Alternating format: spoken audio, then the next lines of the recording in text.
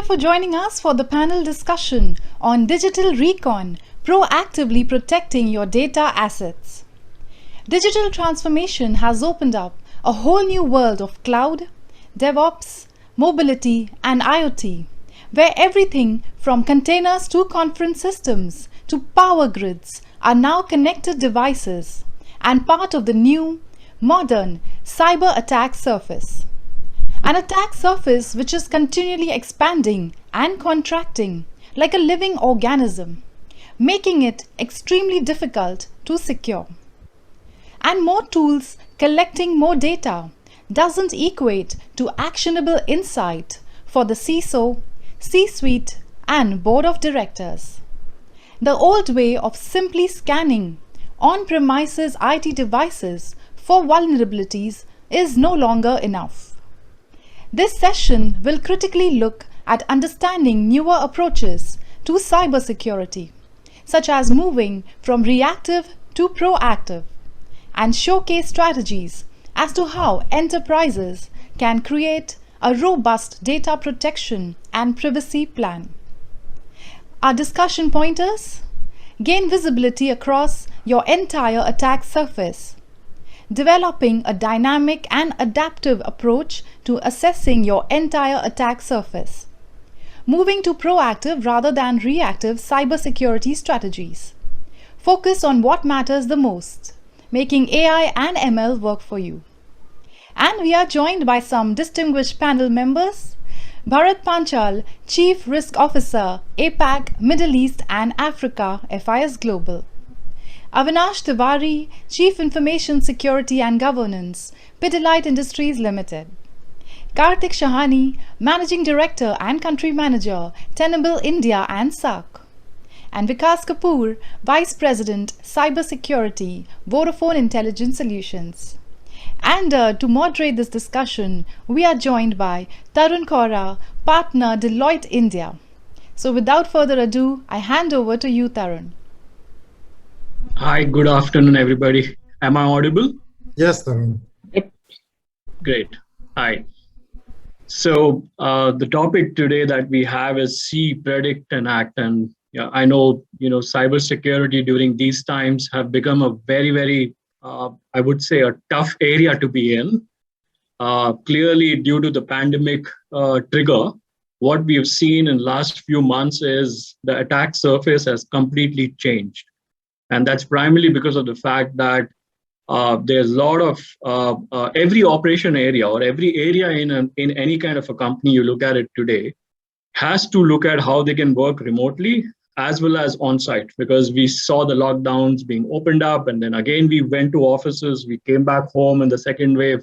So how agile is the overall business process across the digitization that everyone is doing has clearly, made us look at the new attack surfaces, because we're working, technically everyone in this panel is remote, which basically means that we all are working remotely, and so is our extended enterprises whom we are supporting from a CISO function perspective.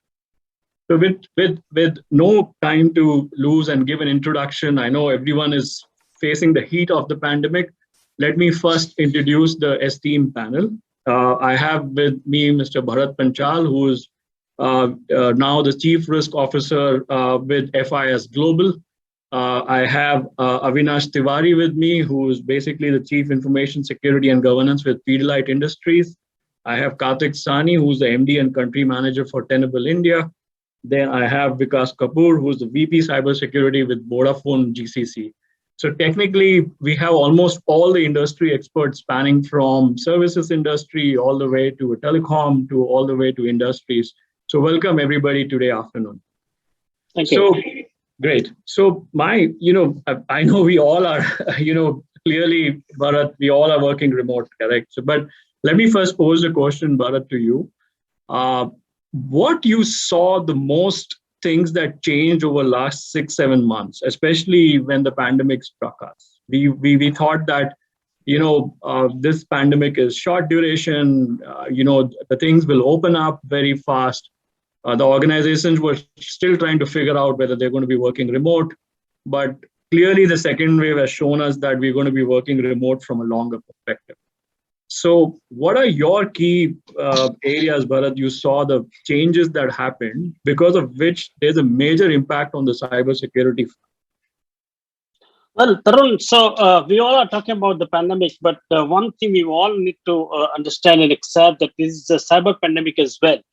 And let me take a cue from what you wrote yesterday that you are on digital detox. And that's the reality. We all are surrounded by digital toxicity at our home because 24 by 7, we all are, though we are in remote, but we believe that the world is fully virtual and we have enjoyed for last almost 12 to 14 months that everything is digital, right? So definitely it has changed the paradigm, the way we used to do business, we used to do any supply chain or conference or anything so far, that is transformed into the digital. However, what has created a problem for people like us on this panel that while digital transaction has gone from 1 billion to 2 billion to 3 billion, we are forgetting the fact that it has brought the vulnerability, the risk issues, the cybersecurity issues also at the same speed, right? And that hasn't come. That has come without any warning. Naturally, the way Corona impacted us, the immediate transformation from from workspace to the remote work, the cloud transformation, the remote access to everybody and anybody on the board, that has brought completely new challenges for cybersecurity professional. I think that's the biggest change, that as the panel will discuss further about the kind of challenges what people have faced to manage those vulnerability. So I think that's the biggest, I would say, shift what we have seen in last couple of months. Great. Hey, thanks, Bharat. Avinash, the next question to you. You are from Pidilite Industries, correct? You have a scenario where you would want people to be in the factories as well as working remote. So what are the areas, Avinash, you feel has impacted the most from your industry aspect and how you're managing both the operation side of things and the information security side of things? Thanks, Tarun, for the question. So, as you just started the question that we are the manufacturing industry, we have to go to office and keep the operations running, not 24 into 7, but in the reduced fashion, maybe 12 into 7 or something like that. So one thing which I made sure, or my company had made sure, to stick to the ground, stick to the, I would say, the hygiene factors, basically, not go taking a leap of faith and jumping to a next generation something. Let's stick to the basics. So we made sure our basics are correct, okay, because it's just a matter of when you are being attacked, if not today. So that is the scenario. So one good part is the whole business mindset has changed in this pandemic. We are working in a dual mode, which you can say as a work from home and office mode. But the whole board, if I take example, is now understanding what is at the stake. So that is a good part, basically, from our management perspective. Now board is on, I would say, on board with the how much investment we have to make into this security thing. So if I just go maybe 2 years back, we had to plead to board for certain things, especially in the cyber security world. But now good part is they are coming after every board meeting, I get a couple of action items, though I'm not part of the direct board because I report to CIO and CIO report to board. But I get after every meeting, I get an action point that this is what board has decided. Now you have to start working on this. So it's a good part if we see from that perspective. If I talk about this pandemic thing, basically it's a COVID forced IT-led digitalization, basically. So COVID has forced it, but IT is leading it from forefront. So that is a good part. Same thing has happened in our industry as well. Now, previously we were talking in two terms: IT is different, OT is different. We were not crossing each other's path. But now with this digitization, data is being generated on the OT side. We have to monetize the data. So IT is obviously one of the hooks there in the OT side. So from that perspective as well, being the CISO of a manufacturing industry, that becomes our responsibility to shift the focus into that area as well. But as I started my conversation, we have to stick to our basic, make sure our hygienes are in place to things to the new level. No, great. I think that also in our personal working from home, I think we all are trying to go back to our basics, correct? I think we all forgot what the basics were when we were so much in a rut, traveling 2 to 3 hours to workplace, working 14 hours. We're still working 14 to 15 hours, but I think as you rightly said, whether it's business, whether it's cyber, whether it's personal, correct? You need to look at what are the basic core that drive you. Karthik, over to you. Avinash brought a very interesting angle of OT and IT convergence coming in, especially the manufacturing. And I think it's not only in manufacturing. I'm seeing this kind of a trend of, since it's such a big trigger of digitization, there's almost every process which people are evaluating, which customers are evaluating, that how we can actually look at, making it digital and making it more self-driven. What are the trends from a solution aspect that you see from OT and IT convergence? What are the challenges that you're trying to address globally as well as in India? That will be a great light that you can give to everyone. Thanks, Tarun.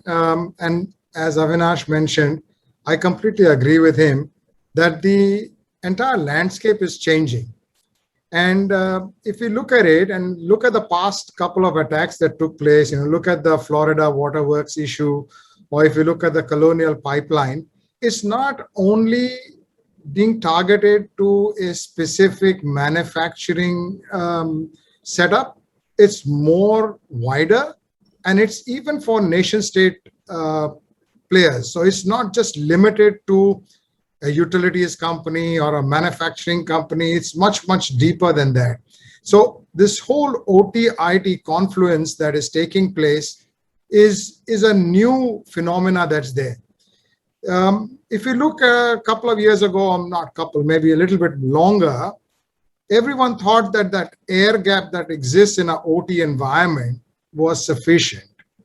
It's completely inadequate today. It's a myth that that air gap is of any value today, because the OT-IT confluence is taking place and the threat vectors are changing, the landscape's changing.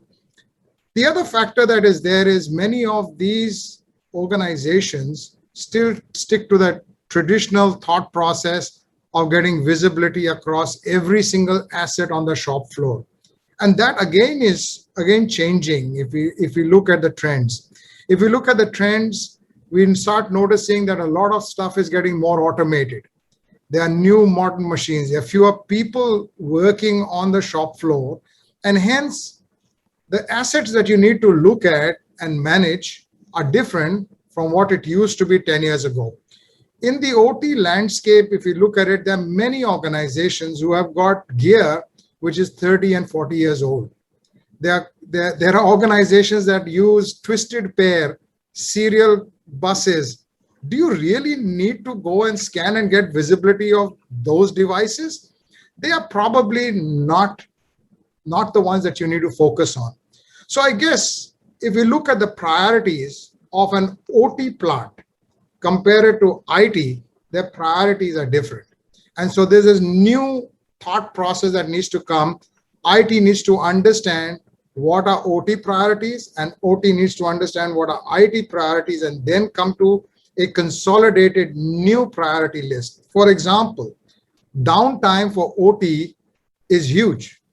1 minute of downtime at OT means millions of dollars worth of money gone down.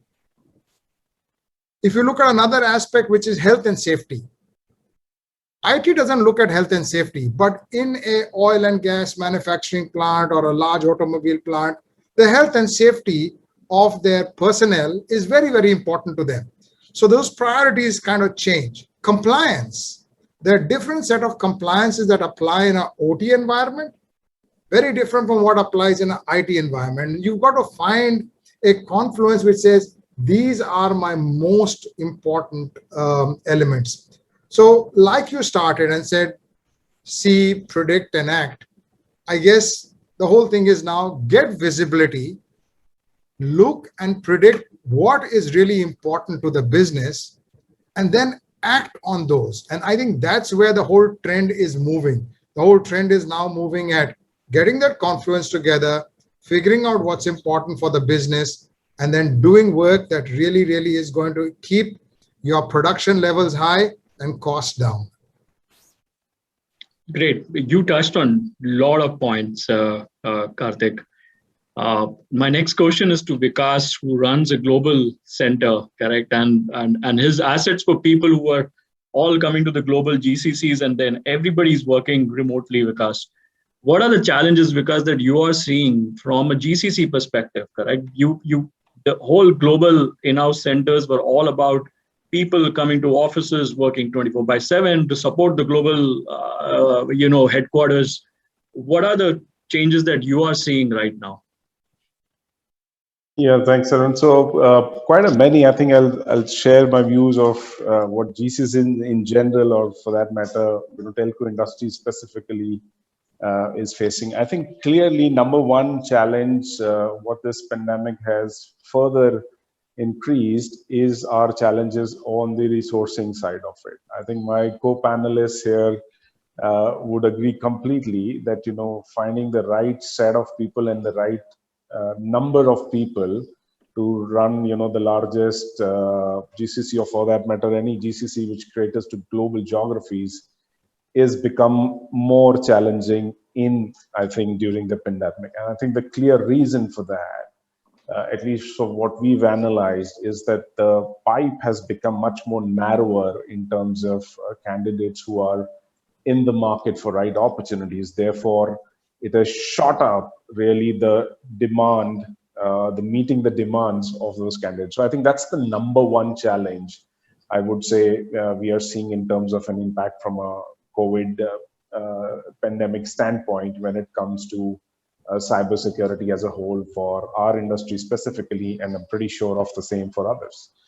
I think number two, there is a clear focus now from a technology standpoint. I think there is, I think Avinash covered it well.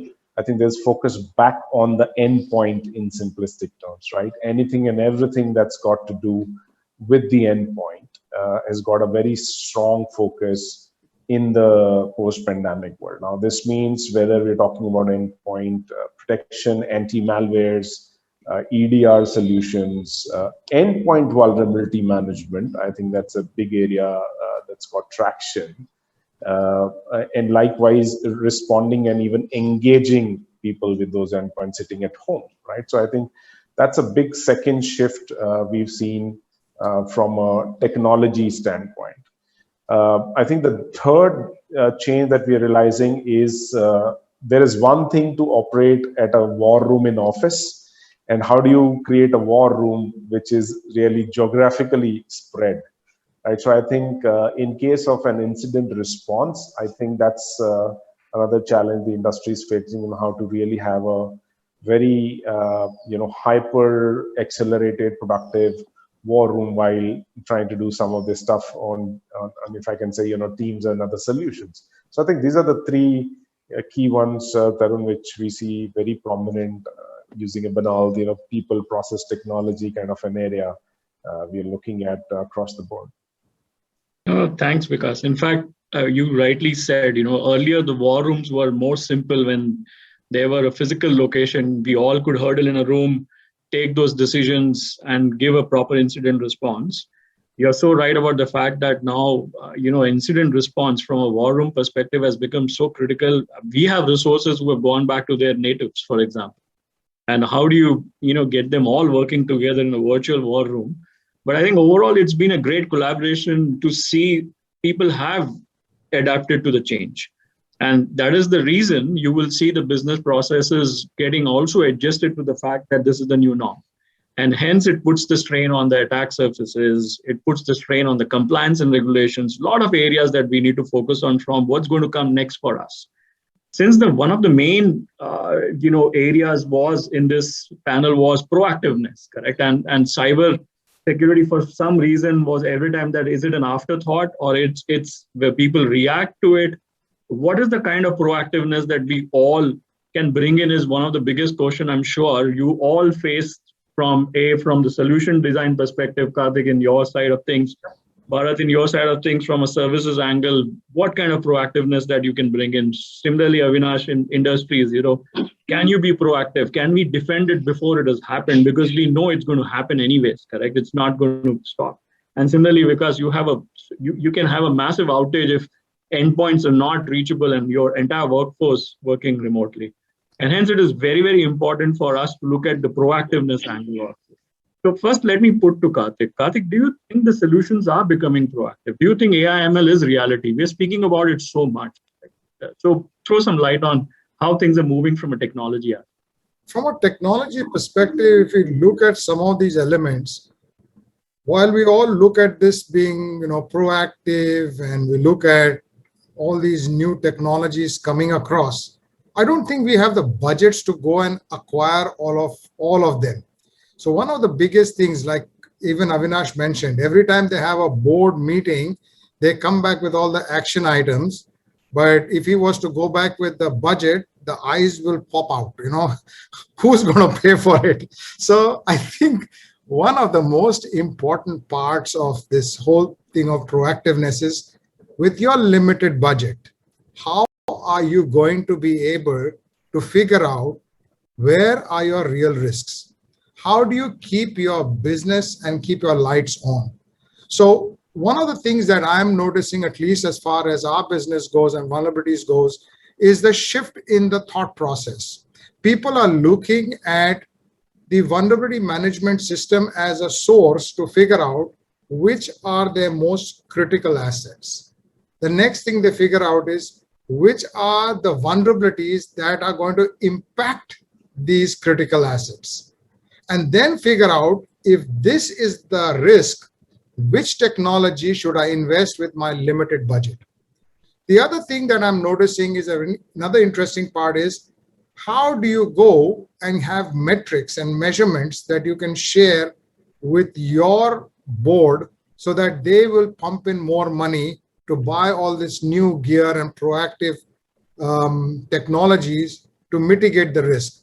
So having a baseline and seeing where you fall across those baselines as metrics has again become another very important part. So reporting, presentation, layers for management to see what's happening is another new space that I'm noticing. From a reactive to proactive, I think this has been mentioned many, many times, that it's important to detect, but it's even more important to react fast. And I think that's where all the CISOs spend their time and effort. And also the whole thing of looking at VM programs, not only to detect vulnerability and say, hey, here's your problem, but also to leverage on it to see how it can help them buy the right technology. Great. Hey, Karthik, you touched in the most sensitive part of budgets. It's painful for us when we sell. It's painful for our customers when they acquire. Correct. So Bharat, question to you. Correct. Yeah. Is the board or the business today realizing, especially after looking at digitization, that budgets have to be allocated more than what it was done in the past? And Karthik brought in a great view of how you can tangible. You can go back to the board and say, this is where I invested, this is what I saved, this is the downtime cost which was protected. Are we ready for that? Because my worry is, if the budgets come, is the cybersecurity defense mechanism or the CISOs are ready to go back and take that challenge and say, okay, if you give me money, I'm able to give you a very tangible view of how I've invested it. Okay, let me give two different perspectives, and which is completely opposite. So first of all, though we are going through very tough time, pandemic time, that has not eliminated the inherent issues of the system, because people believe that everybody is dying because of COVID. No, the heart attack and other diseases were there, and still people are dying because of other diseases also, right? Something similar today, just because people have been forced to go in digital. They haven't gone by choice. They haven't gone, voluntarily. They have been forced to work from home, or they have asked to go on digital disruption. People have gone. That hasn't changed the mindset of people, those who are running the business. That's the first and foremost important point everybody need to understand. Because when it comes to a converged view of IT or security or OT, whatever terms we may use, there is an apparent disjoint between the business, the operations, and the technology, or per se for the security. Now, until unless you all are on the same page, whatsoever budget you may get, while you have obvious reason that yes, now your endpoint vulnerability has expanded beyond a point, because now earlier you had only 5% people were working remotely. Now that number has gone to 95% naturally. But that has to be quantified, that has to be put in the right perspective. I think that is where the gap is still existing. And it's not only CISO as a poor scapegoat guy who has to go and plead and ask for budget, because and let me take what Mr. Tiwari was talking about. Every board meeting is getting action point, right? But many security professionals may not like this comment, but what we are doing in the hurriedly approach, or to become a little bit kind of positive toward the board requirement, we commit everything under the sun. It is not something one we as a security people need to must accept and pass on that message very clear to that. No, you can't secure everything, come what may. Even if you give $1 trillion, some vulnerabilities still exist, and we need to have plan B for that. I think that is where we are missing. Getting budget, yes, I fully agree with the comment that post pandemic we need not to go and tell. They are coming and asking, okay, what you want. However, still the issue is, have we done the right thing at right time? What is at stake? What is at risk? What I'm trying to secure? Because one see we all have seen in our life, when you are in flow, everyone will have pat on your back. But the moment when are you and security people is very tough to quantify what you have saved or where your money has gone. ROI on security is nowhere quantifiable, right? And like fire brigade, they always keep the tank full until there's a fire. It may happen once in a year, it may not happen even in a decade.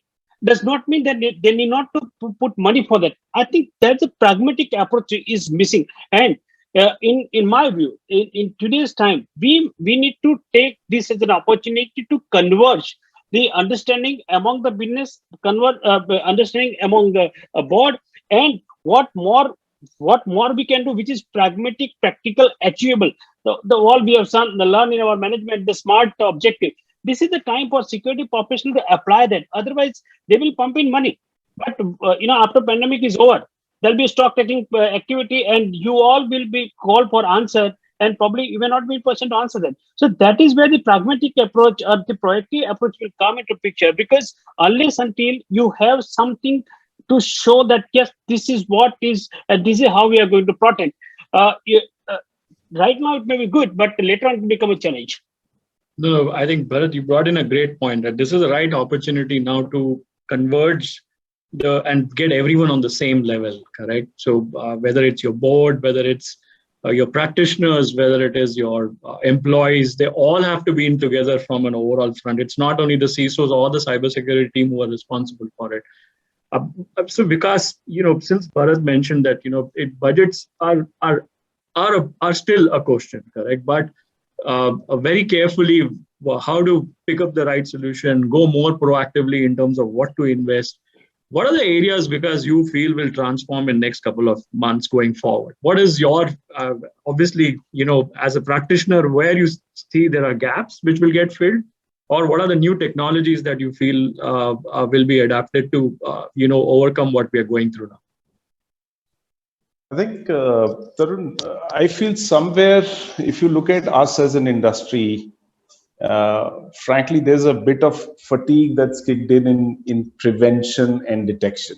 Correct. Right. So I think there's a good amount of investment that's gone in that space. And probably the other way to look at it, it's fairly mature now, right?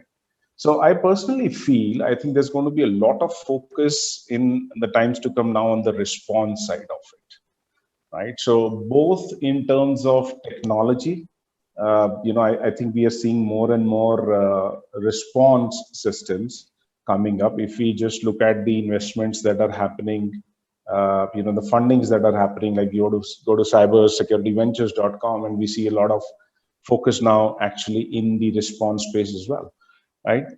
Similarly, I think from a organization's internal side, I think there's a good amount of investment that's happening in solidifying the response team / function, I think if you see earlier, it used to be a handful of people, and sometimes the role used to be very intersecting with, let's say, a SOC engineer playing the role of a response guy. But I think we are seeing investment within the organization in terms of setting up a solid team, getting the right folks in, having the right interfaces in the organization. All of this translates to some kind of cost in that space.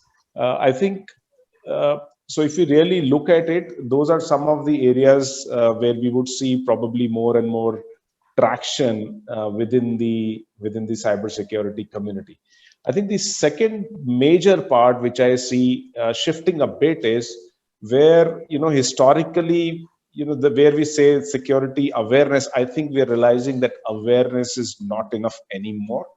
And I think we need to start driving the vigilance part in the organization. So therefore, a good amount of investment in uplifting the culture of an organization, we are seeing probably some more traction building up, right? And I think for the right reasons, we know from one of the responders in that is the person who gets victimized, right? So therefore, there's a good amount of investment that seems to be coming up, both in terms of people, process, technology in that area. No, great, because I think you touched on some great points, especially from the self-awareness perspective, correct?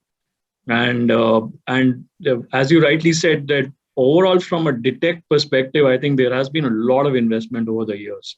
Now, how do you respond? How do you make it more proactive? I think these are two areas where I think a lot of re-architecture is also happening. A lot of new technologies are coming in, and very fact that you're looking at the startups. Clearly, the startups ecosystem drive where the next buck would be, correct? So that's again a very nice pointer that you've given to all of us. That if you want to know what's coming next, it's good to look at where startups are coming in now. Avinash, your industry is again, when I look at banking and finance, which is so much compliance and regulation driven, which also makes easy for, I wouldn't say easy, but it makes still, a business case for a lot of cybersecurity practitioners to go and invest in technology, because there is a fear of regulation and compliance. How do you see in your industry, Avinash? Are the regulation and compliance also impacting your industry, and are they also, getting more proactive about how to, create those controls and compliances which can help you to be also more proactive? So before answering that question, Tarun, I want to go back to Mr. Panchal on, he started on like risk quantification. So I just want to extend that, like before asking for an investment, we have to quantify the risk. So that is the one practice which I have implemented in Pidilite. So as Mr. Bharat was saying, like board can ask anything. Okay, but the moment I prepare a note and I write an amount there, this is the amount needed for that thing, then they'll take a step back and then they'll start in the discussion mode. So to avoid that, I have implemented a risk quantification platform altogether. So now what happens, I give them the score, that this is the score of this area, okay, and this is the chance where you can go ahead. But to grab this chance, you have to invest this much money. Okay, so now things have been quantified in that way. So now they know that my score is A, and now you have to go to B to like be a mature organization. But to bring that maturity, this is the investment. Now you tell me whether you want to be a mature organization or not. So that is the approach I have taken. So now the decision. Very nice approach. So that decision has become very easy. So now I just present every quarter. So this is my current score on endpoint. This is my current score risk quantification on servers. This is on my people side. So if you want to reach from this to this point, these are the investment in each area I need. Be it be a tool thing or be it a person requirement to patch my vulnerabilities, because detection, we are talking about so much of detection. I have like so many tools already deployed who are like day in, day out detecting something. But where are the people who will like patch that? So that is the point. So I'll give you a little contextual answer here. So what happened, like if I go back 1.5 years back, my chairman asked me to visit him. I went to his cabin. He said, Avinash, I gave you some amount for some tool. He did not remember anything, like which tool, what tool. Well, I gave you about that tool. What happened? So I said, like, sir, work is in progress. So what he said, Avinash, this is not the status. I'm asking about the status. What is the status? I said, work in progress. Because management does not understand there are 10,000 vulnerabilities. I have to prioritize. And I said him, we started with 10,000 something. Now we are at 6,000 something. Next month we'll go to 5,000 something. We are reducing that number. But for board, it is like, no, it's nothing. What is the status? That moment I thought like I have to implement something. I implemented now a solution. So that is like paying a good, I would say, a return. So now my management understand, Avinash, why he is asking for that's amazing. So that is one part. And coming to like investments into our industry, manufacturing industry. So I cannot talk about other people. They are a mature industry. So we are not here to fight with bank. Okay, we don't want to be bank. Mine was more from a regulation perspective. Yeah. So regulation brings in, like, I would say, discipline in like those sectors, be it pharma, be it banking sector. In our sector, there's no regulation as such, but it all depends on the culture of the organization. So in my organization, I have built a culture that I don't need a regulator to tell me what you have to do. Okay. So I'm not an ISO certified company or NIST certified company. But at the same time, if you ask me what is your compliance to NIST, or I have a quantified way, I can say I'm 97% qualified on this thing or that thing. So it depends on the culture of the company. So that is what Vikas was saying. You have to build that culture where people think from the risk perspective, not from the like, this is open, that is open, this is high, this is low. What exactly matters, we should identify and invest into that. So that is again it depends on the company to company, but yeah, it's like a long journey. I would say it took almost 3 years for me to build this whole thing. But yeah, it up to the CISO and to take things to management in their language. That is important. I cannot take that high, low, medium, show that this is high, that's why I need the money. Show me the real value, what I will achieve out of it after like patching that particular thing, after investing that particular thing. So that is the little bit of change in the language, change in the company culture. And again, it's a top-down thing. So that was I can say, the investment done in initial years. Now we are streamlined, and now I'm saying, like, sometime I tell to my partners, we are ready to fight with banks as well.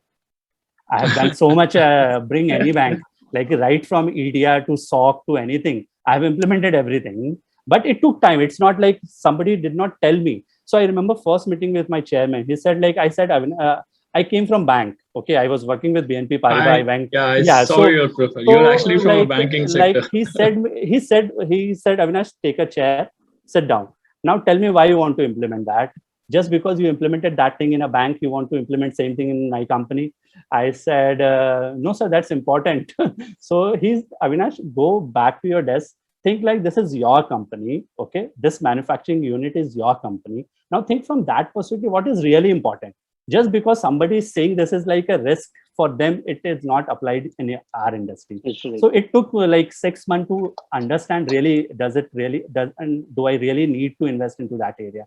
Then after I redesigned my whole thing, and it's working fine right now. So I have created a roadmap of 18 to 24 months, and we have been following those roadmaps, and it's going pretty well. So I would say, if I ask like any bank, apart from a couple of tools, I think every practice I've implemented in Pidilite. No, you brought in. No, I think that's why we now know that why Fevicol fix everything.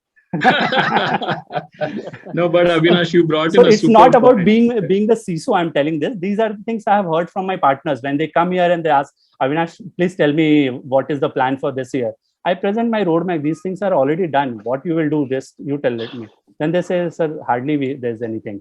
So. But it's a continuous practice. If I have patched something today, that doesn't mean it will be fixed for a lifetime. No. So that's a continuous practice. So building that practice takes time. So that is what we as a CISO have to invest into. Tools, technology will come and go.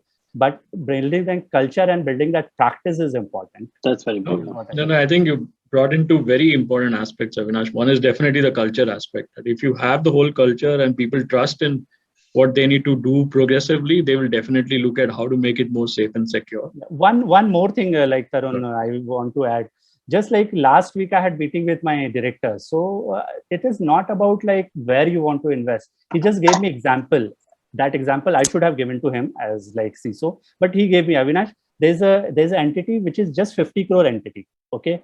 But something happened to that entity in like Thailand or Korea or Egypt.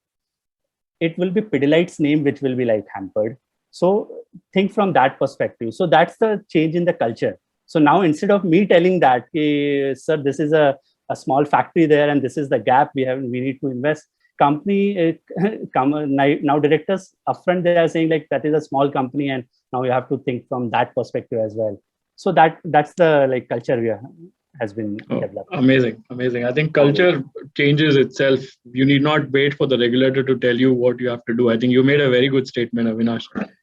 How you need to be, and that shows the proactiveness in first the looking at the solutions, looking at the architecture, looking at how you simplify the risk course to be given to, simplification of language is so important because we can speak about high, medium, low, but how it quantifies to the business sense or to the board is super important for them to understand that where they have to invest.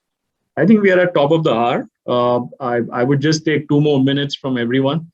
Correct. So Karthik first, and this is like a one word or it's like a super fast answers. Correct. So from everyone. So Karthik, what's next for you from Tenable? What is next coming from Tenable? So the next one from Tenable is called Tenable Lady. That is the one part of the business that is really important. 90% of the Fortune 1000 companies have this as a methodology of authenticating. And there is no way of getting into it to figure out where the risks are. The attackers are now looking at AD and running ransomwares literally. So that is the latest, and that's our latest product in the market. So you'll hear about Tenable AD, which is going to impact both IT, OT, all the spaces where there's an AD in place. Great. Vikas, to you, what is the next big thing you want to try in the cybersecurity area of your domain and influence? And that's a quite a tough one. I think possibly exfiltration technologies, exfiltration prevention technologies could be a potential area to look at. Great. Bharat, to you, correct. So what do you think will impact us the most in the digital transformation? Is it the remote working or something else? I think for digital transformation, I believe there are two important aspects that everybody may be impacted. One is availability, and second is cybersecurity. I think if any of this is disturbed, probably we will have no backup for any of these things. So why I'm touching the availability, because the experience says that earlier when your landline used to disconnect for days and weeks, nobody was bothered. Today you can't have your mobile switch off for 2 minutes or no, and something similar for even in net and data availability. So everyone always on demand, and that is what has created too much of pressure on the system. Like my friend from Vodafone may agree with this, that okay, the earlier the pipe was too big. Now the pipe is now about to burst, because and that is not only with the telco, it is with every infrastructure on which we are running. It hasn't enhanced, it hasn't scaled. So I think the scaling the current infrastructure and making available for always on, that is going to be a key challenge. Great. Avinash, last to you, correct?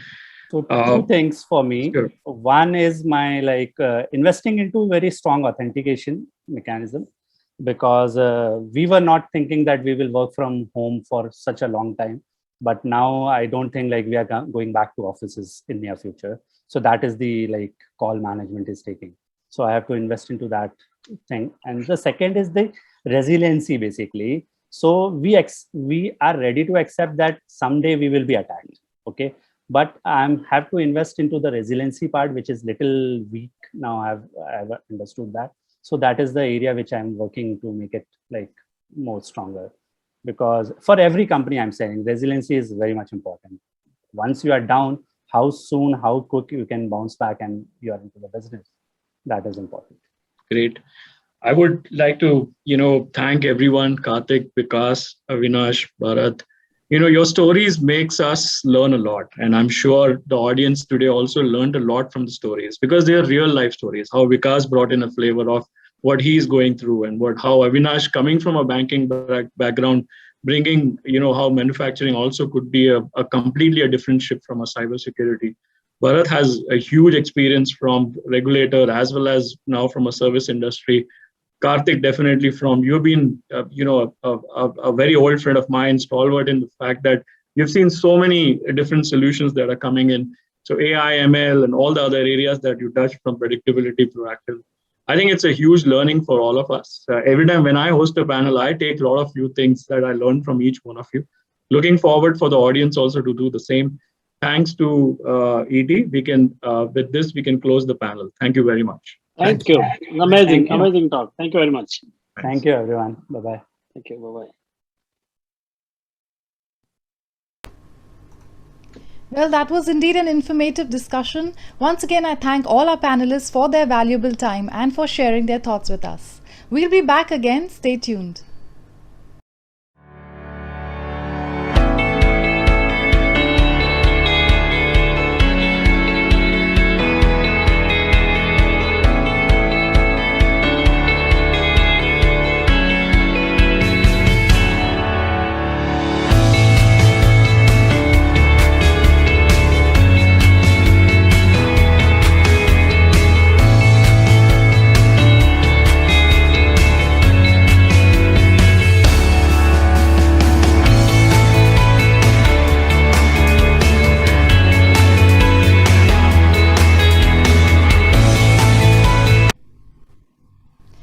Well, with that, we have come to the end of today's session of Track 2 of the TechOn Virtual Conclave presented by the Economic Times.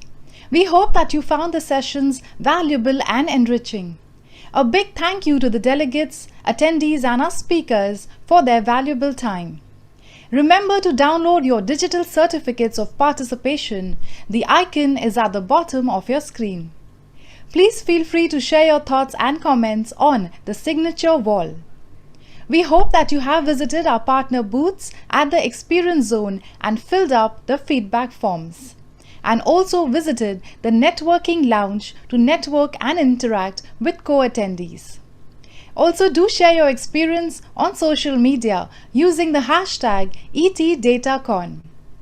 This event was brought to you by ET Edge and ET Unwired. We at ET Edge and ET Unwired are always in an endeavor to provide you with the best platform for your business needs. And once again, I'd like to thank our partners who have supported us all throughout. Our presenting partner, Dell Technologies. Our platinum partners, Tata Communication, Commvault, IBM, Logitech, NetApp, Hitachi Systems Microclinic, and Hitachi Vantara. Our gold partners, Juniper Networks, Exclusive Networks, Tenable, Zoom, Amazon Internet Services, Automation Anywhere, and Redington. Our associate partners, Cloudera, More Engage, and Samsung SDS. Our supporting association, Data Security Council of India. And our media partners, Analytics Insight and Silicon India. With that, it's time to bid adieu. Until next time, this is your host Deepthi Harwani signing off. Have a great evening ahead.